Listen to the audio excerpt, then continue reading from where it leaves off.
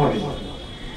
আর দ্বিতীয় যে বিষয় সেটি হচ্ছে যে ওরাল হেলথ পলিসিতে অর্থোডন্টিক্সের অংশগ্রহণ কতটুকু বা এটি আমরা কোন জায়গায় নিয়ে আসতে পেরেছি এবং সেটিকে অতীতের বিবেচনায় বর্তমান প্রেক্ষিতকে ধরে আগামী দিনের একটা কর্মকৌশল প্রণয়ন করা, দিবসটির এরকম একটি উদ্দেশ্য থাকে। আমি যতদূর জানি 55 বছর পর্যন্ত এই সাবজেক্টে 3টি কোর্স ছিল, আর আজকে শুধুমাত্র প্রফেসর পোস্টে 3টে আছে।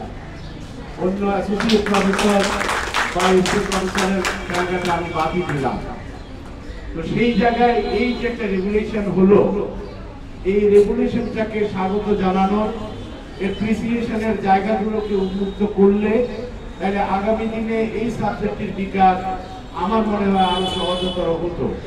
কারণ এই বিকাশ একটা চলমান প্রক্রিয়া।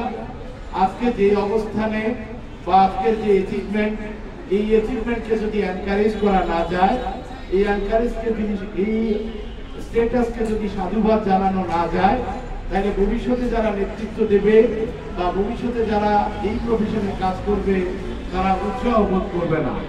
যার ফলে আমার মনে হয় বিশেষ করে অর্থোডন্টিক্সের ক্ষেত্রে আজকে এই অর্থোডন্টিক্স হেলথ ডেতে আমি অনুরোধ করব, যারা এই প্রফেশনের সাথে এই সাবজেক্টের সাথে ইন্টেন্সিভলি ইনভলভ আছেন, তারা সবাই তাদের অতীত অবস্থান বর্তমান প্রেক্ষাপট বিবেচনা করে ভবিষ্যতে কিভাবে আরো ভালোভাবে এগোতে পারবেন সেই রকম একটা স্ট্র্যাটেজিক প্ল্যান তৈরি করেন।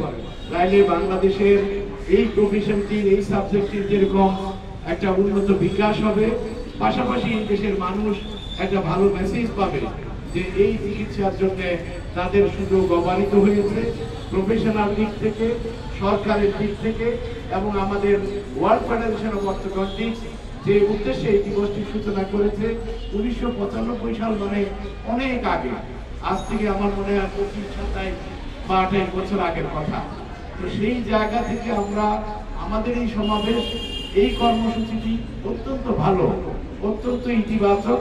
কিন্তু আমার এটা মনে হয় না যে 29 বছর বা 28 বছরের একটি ঘোষিত দিবসকে আমরা বাংলাদেশে যথাযথভাবে পালন করার মতো জায়গায় পৌঁছতে পেরেছি। আমার ধারণা বাংলাদেশের সকল ডেন্টাল শিক্ষা প্রতিষ্ঠানে আজকের এই দিবসটি হয়তো এভাবে পালিত হচ্ছে না, অথচ সকল প্রতিষ্ঠানেই অর্থোডন্টিক্স বিভাগটি রয়েছে এবং সেখানে শিক্ষক আছে, সেখানে শিক্ষার্থীরা আছে।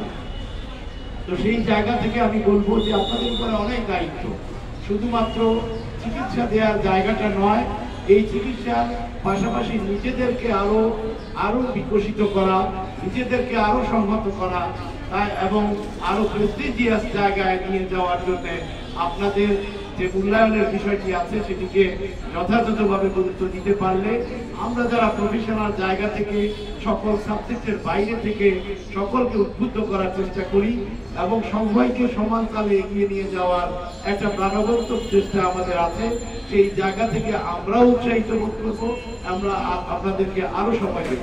তো এই আশাবাদ ব্যক্ত করে আপনাদের সবাইকে ধন্যবাদ জানাই। আজকে ইতিমধ্যে কার্তিক বলেছে যে আরো প্রোগ্রাম আছে, হাসপাতালে অ্যাওয়ারনেস প্রোগ্রাম আছে এবং এর মাঝামাঝি বোধহয় রিফ্রেশমেন্টের ব্যবস্থাও নিশ্চয়ই আছে, কারণ আমরা খুব কষ্ট করে অত্যন্ত গরমের মধ্যে এখানে দাঁড়িয়েছি। আশা করি আজকের দিনটি সাফল্যমণ্ডিত হবে এবং আমি আবারও অনুরোধ করব যে এই দিবসটি আরো যথাযথভাবে যাতে মূল্যায়িত হয়, সেটি আমাদের স্বার্থে, আমাদের ডেন্টাল প্রফেশনের স্বার্থে, আমাদের অর্থোডন্টিক্স বিভাগের স্বার্থে এবং আমাদের বাংলাদেশের জনগণ যারা এই চিকিৎসাটা পেতে চায় তাদের সবার স্বার্থে। সবাইকে ধন্যবাদ। খোদা হাফেজ। জয় বাংলা, জয় বঙ্গবন্ধু। ধন্যবাদ।